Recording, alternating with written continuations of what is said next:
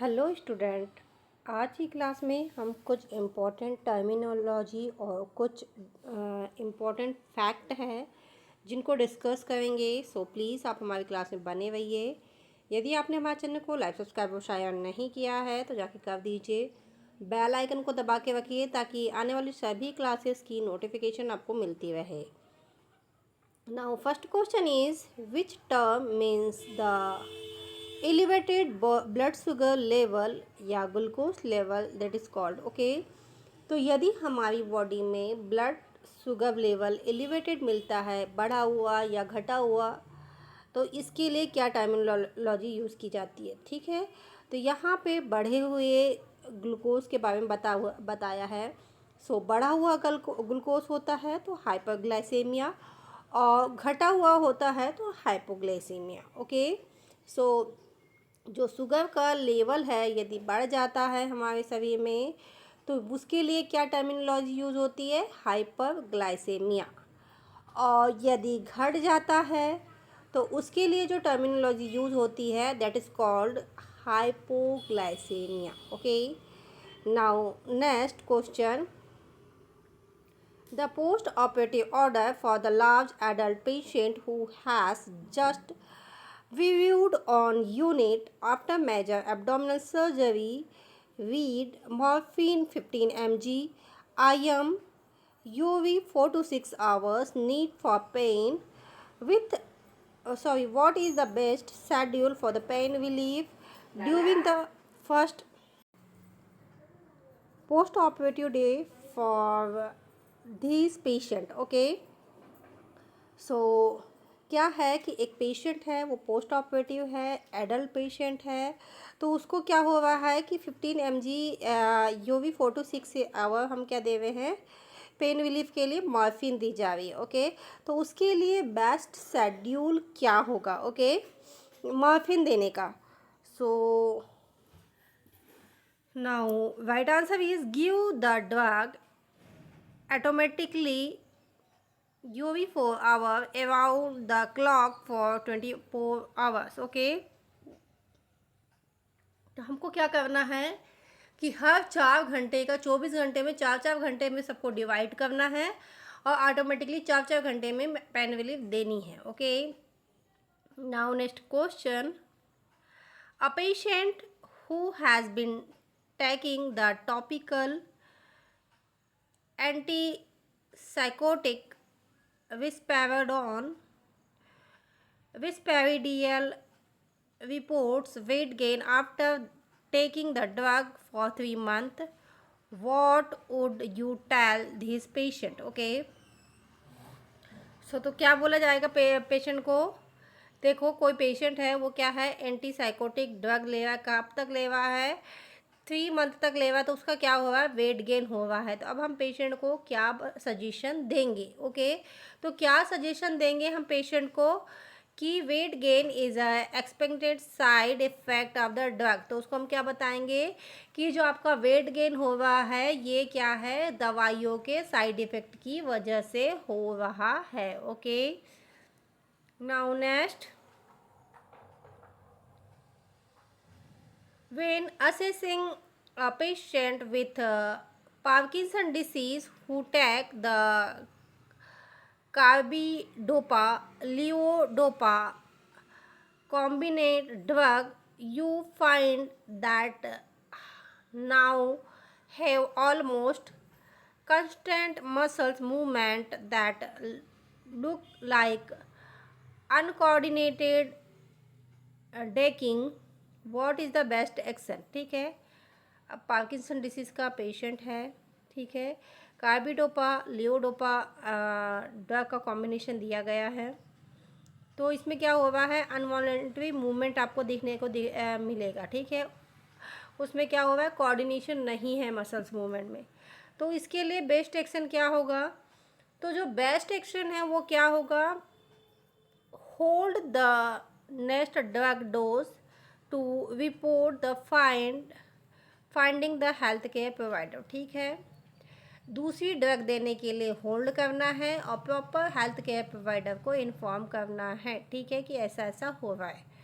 Okay, which body system work with the renal urinary system to maintain fluid balance and remove waste product from the body। तो किस system का urinary system क्या करेगी, exit करके निकालेगी, तो क्या होगा, फ्लूइड बैलेंस किधर मेंटेन रहेगा, यानी कि हमारी किडनी का क्या है, ब्लड को प्यूरिफाई करना। तो वो किसके लिए कर रही है, कार्डियोवैस्कुलर सिस्टम के लिए। ओके, किसके लिए कर रही है, कार्डियोवैस्कुलर सिस्टम के लिए, क्योंकि हमारे बॉडी का ऐसा सिस्टम बना हुआ है कि यदि हमारा एक सिस्टम फेल होता है तो दूसरा भी ऑटोमेटिकली काम करना बंद कर देता है। इसीलिए सारे सिस्टमों का एक साथ काम करना ज़रूरी है, सही ढंग से करना चाहिए। यदि नहीं हो पाता है, यदि एक ने काम करना बंद किया तो दूसरे के ऊपर भी उसका इफेक्ट पड़ता है। ओके, तो देखिए यहाँ पे काम कौन कर रहा है, रीनल कर रही है, ठीक है, किडनी कर रही है, यूरिनरी सिस्टम काम कर रहा है। अब इसमें डिसबैलेंस आएगा तो किधर इफेक्ट पड़ेगा, कार्डियोवैस्कुलर सिस्टम पे। Now next question, you are teaching a patient about talking over the counter OTC drug, which important safety information should you include in the teaching plan। Okay, तो क्या करेंगे, कैसे OTC के लिए कौन से टीचिंग प्लान वो रखेंगे, हम बनाएंगे, तो वो होगा OTC drug after interact with the other drug and with food और एल्कोहल। ओके, तो क्या है, OTC जो ड्रग है वो क्या करती है, वो अदर ड्रग के साथ में इंटरेक्ट हो जाती है और क्या करेगी, फूड और एल्कोहल के साथ में भी इंटरेक्ट हो जाती है। तो उसको क्या है, सिंगल वे में देना है और सेफ्टी मेजर्स यही है इसका सबसे ज़्यादा। नाउ नेक्स्ट क्या है, a patient present in the clinic with flu symptoms to be on 3 days ago. The patient is wondering why a fluid cannot be treated with an antiviral. What is the best response? Okay, एक patient क्या है, clinic में आया है, flu के symptom लेके आया है कि 3 दिन से उसको फ्लू हो रहा है। अब पेशेंट को वंडर क्यों हो रहा है कि वो जो कहना चाहिए वायरल है या फ्लू है, वो एंटीवायरल ड्रग से ठीक नहीं हो रहा है। तो इसके लिए हम बेस्ट ट्रीटमेंट क्या देंगे, तो इसके लिए है antiviral drug work best with given within 48 hours to start off symptom. ठीक है, तो यहाँ पे क्या हुआ है, ज़्यादा टाइम हो गया है, इसीलिए एंटीवायरल ड्रग काम नहीं कर रही है। ठीक है, यानी कि जैसे ही हमको वायरस के इंटर होने के सिम्टम शो होने लगते हैं, फर्स्ट सिम्टम शो होने के बाद से लेकर के 48 आवर्स के अंदर यदि आप एंटीवायरल ड्रग लेते हैं तो बहुत ज़्यादा इफ़ेक्टिव होगी, अदरवाइज उसका इफ़ेक्ट स्लो हो जाएगा। ओके, क्यों, क्योंकि तब तक वायरस पूरी तरीके से ग्रो कर चुका होगा। Now next question, a patient taking levothyroxine sodium in the pregnant and tell you she plans to breastfeed her baby, what is you tell this patient। ठीक है, एक पेशेंट है, लियोटॉक्सिन सोडियम ले रहा है प्रेगनेंसी से, अब उसको क्या हो गया, बच्चे को ब्रेस्ट फीड करवाना है। ठीक है, बेबी को ब्रेस्ट फीड करवाना है, तो पूछ रहा है कि क्या करना चाहिए। सो हम क्या बताएंगे, उसको एडवाइस क्या देंगे, you should not breast feed your infant because the drug passes into the breast milk. Okay, क्या बोलेंगे, आप ब्रेस्ट फीड नहीं करवा सकते, बिकॉज क्यों नहीं करवा सकते, क्योंकि जो आपने ये लिया था, क्या ड्रग क्या लिया था, लियोटॉक्सिन सोडियम लिया था, ये क्या हो रही है, ब्रेस्ट मिल्क में भी प्रेजेंट है। Okay, that's why you are not feed your baby। okay, now next question,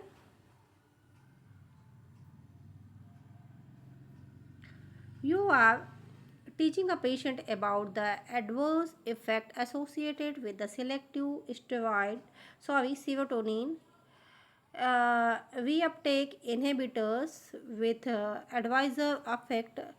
Would you infant your patient about? So क्या है, यदि आप स्टेरॉइड ले रहे हैं, इनहिबिटर्स ले रहे हैं, तो आपको क्या प्रॉब्लम आएगी? सेक्सुअल डिसफंक्शनिंग देखने को मिलेगी. Okay, it is a major and common side effect. Okay, now next question. Prostate inhibitors.